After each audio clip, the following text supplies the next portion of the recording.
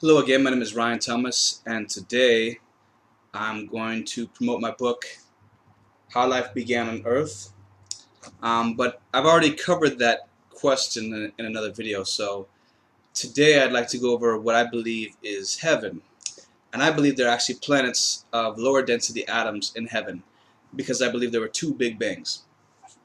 How I believe this started was that in the beginning there was just emptiness in the vacuum of space, and over time the vacuum of space condensed and made charged material, layers of charged material at different densities.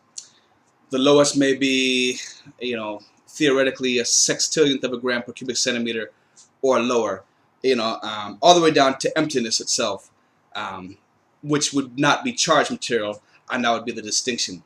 Um, but as this stuff builds up in the vacuum of space, which is stuff which I call spatial matter, this charged material, and gets denser and denser. It peaks at about a millionth of a gram per cubic centimeter, I believe, which is about 1 times 10 to the negative 6 grams per cubic centimeter.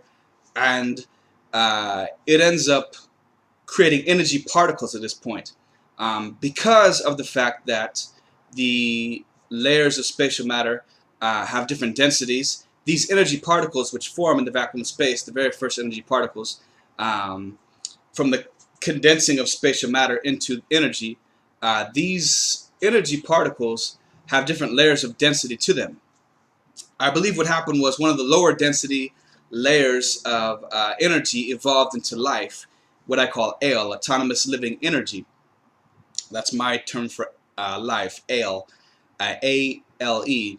And I believe this stuff evolved, grew to an enormous size by converting spatial matter all around into this sentient material, this ALE, autonomous living energy, and being able to control it and do various things with it.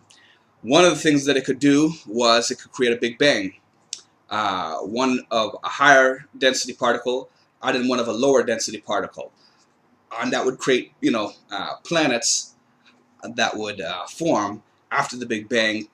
These two Big Bangs, one of lower density energy and one of higher density energy, and the lower density energy one would end up doing the same thing. So it would create hydrogen atoms, which would then form into stars, which would then form other elements, and then would explode apart, and then you would have eventually planets and other things forming. And I believe this happened both in a lower density environment and a higher density environment. And meanwhile, I believe that that life form, came by and found planet Earth to be a place where it could develop life, and by constructing the first anatomic bodily structure, the first cell, which I call the Kwanzaa cell, on Earth billions of years ago. And all it had to do was reconstruct the same cell, take the same living energy, the same ALE that was in that first cell, transport it up to the lower density environment, and then reconstruct the same cellular body and put the same ALE back inside. Well, I believe this has been going on for billions of years. The human body is the same thing, same cellular structure with 100 trillion cells in it. And I believe what happens is the body, when we die, that ALE, that low density energy, can no longer operate the physical body.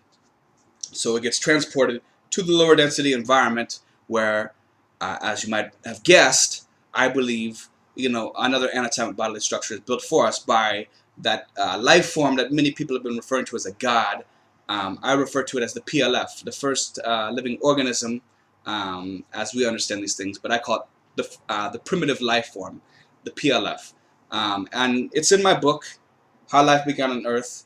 And I also have a book on Amazon.com called What Happens to Us in the Afterlife, the Planets, Moons, Stars, and Other Cosmological Objects of Heaven, which can go further into depth on these subjects. But for now, I believe you should check it out on Amazon.com. Again, my name is Ryan Thomas, and thank you very much. Bye.